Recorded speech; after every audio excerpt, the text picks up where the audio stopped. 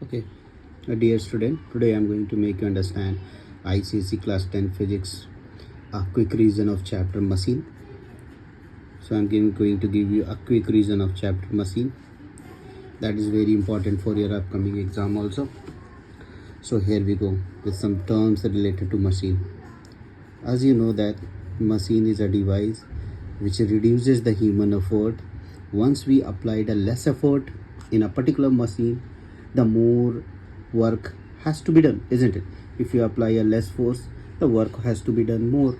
Means the displacement of a load could be more in the case of a machine. That is suitable for us, isn't it? So machine can be classified into two parts. First, in terms of lever. So in terms of lever, this machine can be classified in terms of pulley. One part is pulley, second is gear, and the third most part is wheel and axle. Wheel and axle. And another part which we have to study, that is inclined plane. That is part of our inclined plane. These machines which we have faced in our daily life, once you have to put something inside a cargo bus or a truck, we use this inclined plane and a screw which is there for us in our daily life. So before knowing this machine, we'll get to know some terms related to it, which is very important. I'm not going to write all those definitions properly because it is there in your book also. I'm going to make you understand the concept related to it. So here we go, a term called load. Load is nothing as a force which is termed as resistive force, which is a resistive force, or we called as opposing force, okay. Then another is effort. It is also force applied on the machine, isn't it? We applied a force on the machine. If we applied any force on the machine, can be termed as effort. So we have SI unit of load is Newton because it is a force, and that force is known as resistive force or called opposing force. And another we have a definition called for effort is a force applied on the machine, which is a part of a force, and this is also force, and SI unit is Newton, which we have already know, isn't it?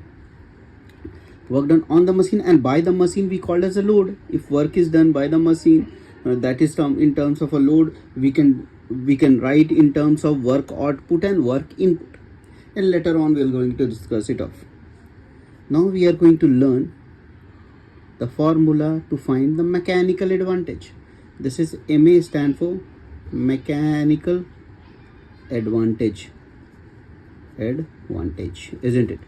So every machine which we build up, we have a term which is being related to a machine called mechanical advantage before making any devices. So pulley, gear, wheel, axle, inclined plane, we know about the mechanical advantage.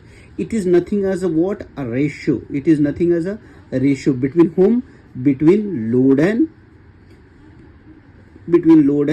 effort. It is nothing as the ratio between load and effort.